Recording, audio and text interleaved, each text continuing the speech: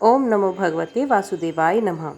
श्री पराशर जी बोले, अपने कार्यों से पृथ्वी को विचलित करने वाले, बड़े विकट कार्य करने वाले धरणीधर शेष जी के अवतार माया मानव रूप महात्मा बलराम जी को गोपों के साथ वन में विचरते देख उनके उपभोग के लिए वरुण ने वारुणी से कहा, हे मदिरे, जिन महाबलशाली अनंत देव को तुम सर्वदा प्रिय हो, हे शुभे, तुम उनके उपभोग और प्रसन्नता के लिए जाओ। वरुण की ऐसी आज्ञा होने पर वारुणी वृंदावन में उत्पन्न हुए कदम वृक्ष के कोटर में रहने लगी। तब मनोहर मुख वाले बलदेव जी को वन में विचरते हुए मदिरा की अति उत्तम गंध सूंघने से उसे पीने की इच्छा हुई। हे मैत्रेय, उसी समय कदम्ब ने मध्य की धारा गिरती देख हलधारी बलराम जी से बड़े प्रसन्न होकर कहा तथा गाने बजाने में कुशल गोप और गोपियों के मधुर स्वर से गाते उन्होंने उनके साथ प्रसन्नतापूर्वक मद्यपान किया। तदंतर अत्यंत घाम के कारण सफेद बिंदु रूप मोतियों से सुशोभित मंदोमत बलराम ने विहल हल होकर कहा, यमुने, आ, मैं स्नान करना चाहता हूँ। उनके वाक्य को उन्मत्त का वरलाप समझकर यमुना ने उस पर कुछ भी ध्यान न दिया और वे वहां न आई। इस पर हलधर ने क्रोधित होकर अपना हल उठाया और मद से विहल होकर यमुना को हल की नोक से पकड़कर खींचते हुए कहा, अरे पापिनी, तू नहीं आती थी, अच्छा अब इच्छा अनुसार अन्यत्र जा तो सही। इस प्रकार बलराम जी के खींचने पर यमुना ने अकस्मात अपना मार्ग छोड़ दिया और जिस वन में बलराम जी खड़े थे उसे अपलावित कर दिया। तब वे शरीर धारण कर बलराम के पास आई और भयवश डबडबाती आंखों से कहने लगी, हे मुसलायुद्ध, अब प्रसन्न होइए और मुझे छोड़ दीजिए। उसके उन मधुर वचनों को सुनकर हलायुद्ध बलभद्र ने कहा, अरे नदी, क्या तू मेरे बलवीर की अवज्ञा करती है? देख, इस हल से मैं अभी तेरे हजारों टुकड़े कर डालूंगा। श्री पराशर जी बोले, बलराम जी द्वारा इस प्रकार कही जाने से भयभीत हुए यमुना के उस भूभाग में बहने लगे, पर उन्होंने प्रसन्न होकर तुच्छ छोड़ दिया। उस समय स्नान करने पर महात्मा बलराम जी की अत्यंत शोभा हुई। तब लक्ष्मी जी ने उन्हें एक सुंदर कर्णफूल, एक कुंडल, एक वरुण की भेजी हुई कभी न कुम्हलाने वाली कमल पुष्पों की माला और 2 समुद्र के समान कांति वाले नील वर्ण वस्त्र दिए। उन कर्णमूल सुंदर कुंडल, नीलांबर और पुष्पमाला को धारण कर श्री बलराम जी अतिशय कांति युक्त हो सुशोभित होने लगे। इस प्रकार विभूषित होकर श्री बलभद्र ने व्रज में अनेकों लीलाएं की और फिर 2 माह पश्चात द्वारकापुरी को चले आए। वहां आकर बलदेव जी ने राजा रेवत की पुत्री रेवती से ब्याह किया। उससे उनके निषट और उल्मुख नामक 2 पुत्र हुए।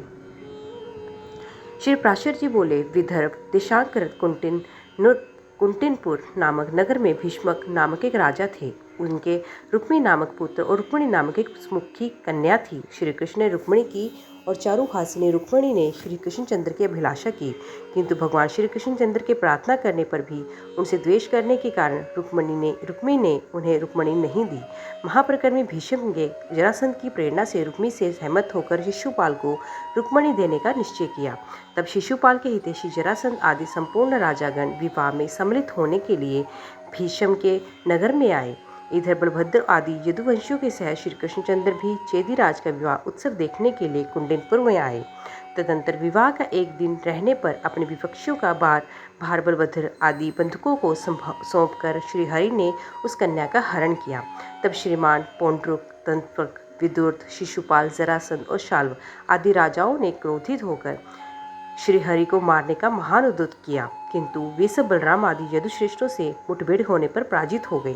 तब रुक्मी ने ये प्रतिज्ञा कर कि मैं युद्ध में कृष्ण को मारे बिना कुंडिनपुर में प्रवेश ना करूं। कृष्ण को मारने के लिए उनका पीछा किया, किंतु श्री कृष्ण ने लीला से ही हाथी, घोड़े, रथ और पदातियों से युक्त उनकी सेना को नष्ट करके उसे जीत लिया और पृथ्वी में गिरा दिया। इस प्रकार रुक्मी को युद्ध में परास्त कर श्री मधुसूदन ने राक्षस विवाह से मिली हुई रुक्मिणी का वेदोक्त रीति से पाणी ग्रहण किया। उससे उनके कामदेव के अंश से उत्पन्न हुए वीर्यवान प्रद्युम्न जी का जन्म हुआ, जिन्हें शंभरासुर हर के ले गया और फिर कालक्रम से जिन्होंने शंभरासुर का वध किया था।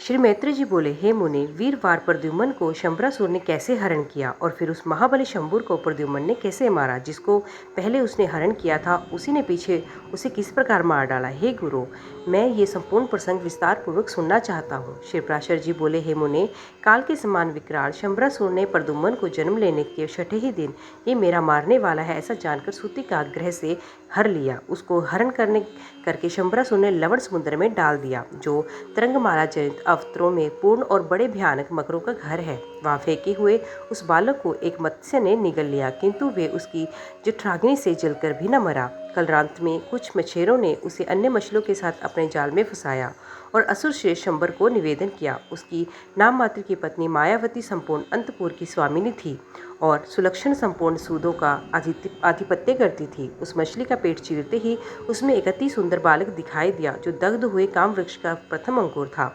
तब ये कौन है और किस प्रकार इस मछली के पेट में डाला गया? इस प्रकार अत्यंत आश्चर्यचकित हुई उस सुंदरी से देव ऋषि नारद ने आकर कहा, हे सुंदर भृक्ति वाली, ये संपूर्ण जगत की स्थिति और संहार करता भगवान विष्णु का पुत्र है।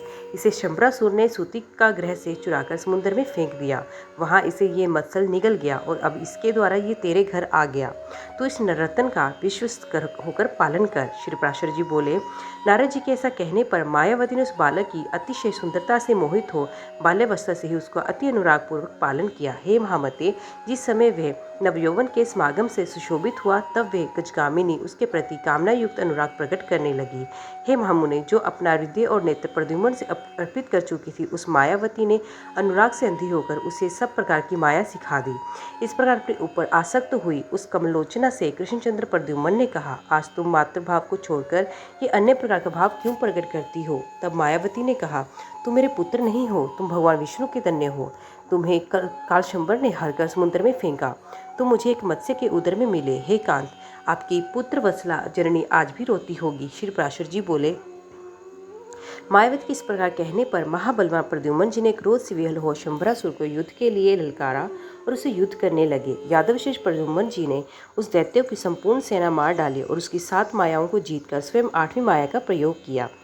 उस माया से उन्होंने दैत्यराज कालंबर को मार डाला और मायावती के साथ उड़कर आकाश मार्ग से अपने पिता के नगर में आ गए। श्री कृष्णचंद्र की रानियों ने उन्हें देखकर कृष्ण ही समझा, किंतु आनंदिता रुक्मणी ने के नेत्रों में प्रेमवश आंसू भर आए और वे कहने लगी, अवश्य ही ये किसी बड़भागिनी का पुत्र है और इस समय नवयौवन में स्थित है। यदि मेरा पुत्र प्रद्युम्न जीवित होगा तो उसकी भी यही आयु होगी। हे वत्स, तू ठीक ठीक बता, तूने किस भाग्यवती जननी को विभूषित किया है? अथवा बेटा, जैसा मुझे तेरे प्रति स्नेह हो रहा है और जैसा तेरा स्वरूप है, उससे मुझे ऐसा ही प्रतीत होता है कि तू श्रीहरि का पुत्र है।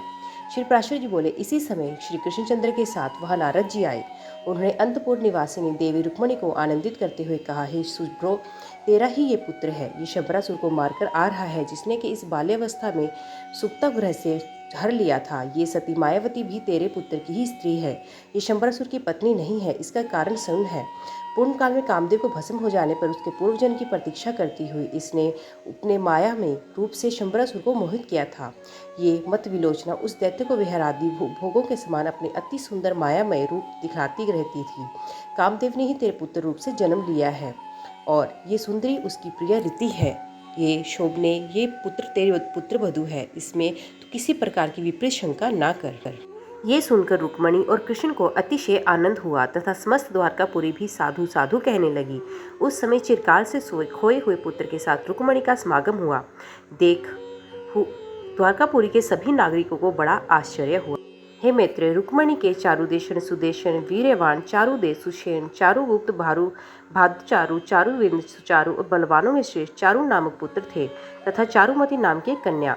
रुक्मणी के अतिरिक्त श्री कृष्णचंद्र के कालिंदी, मित्रबिंदा, नगचित की पुत्री सत्या, जमवान की पुत्री कामरूपिणी रोहिणी देवी, अतशीलवती, मद्ररासुता, सुशीला, भद्रा, सत्राजित की पुत्री सत्यभामा और चारुहासिनी लक्ष्मणा, ये अति सुंदर 7 स्त्रियां और थीं। इनके सिवा उनके 16,000 स्त्रियां और भी थीं। महावीर प्रद्युम्न ने रुक्मणी की सुंदरी कन्या को और उस कन्या ने भी भगवान के पुत्र प्रद्युम्न को स्वयंवर में ग्रहण किया। उससे प्रद्युम्न जी के अनिरुद्ध नामक एक महाबल पराक्रम संपन्न पुत्र हुआ, जो युद्ध में रुद्र न होने वाला बल का समुद्र तथा शत्रु का दमन करने वाला था। कृष्णचंद्र ने उसके लिए भी रुक्मी की पोत्री का वर्ण किया और रुक्मी ने कृष्णचंद्र से ईर्ष्या रखते हुए अपने दोहित्र को अपने पोत्री देना स्वीकार कर लिया। हे द्विज, उसके विवाह में सम्मिलित होने के लिए कृष्णचंद्र के साथ बलभद्र आदि अन्य यादवगण भी रुक्मी की राजधानी भोजकट नामक नगर को गए। जब प्रद्युम्न पुत्र महात्मा अनिरुद्ध का विवाह संस्कार हो चुका तो कलिंगराज आदि राजाओं ने रुक्मणी से कहा, ये बलभद्र अच्छी तरह जानते तो है नहीं, तथापि इन्हें इसका व्यसन बहुत है, तो फिर हम इन महाबली राम को जुए से ही क्यों ना जान लें। श्री पराशर जी बोले, तब बल के अवध से उन्मत्त रुक्मी ने उन राजाओं से कहा, बहुत अच्छा, और सभा में बलराम के साथ श्रुत क्रिया आरंभ कर दी।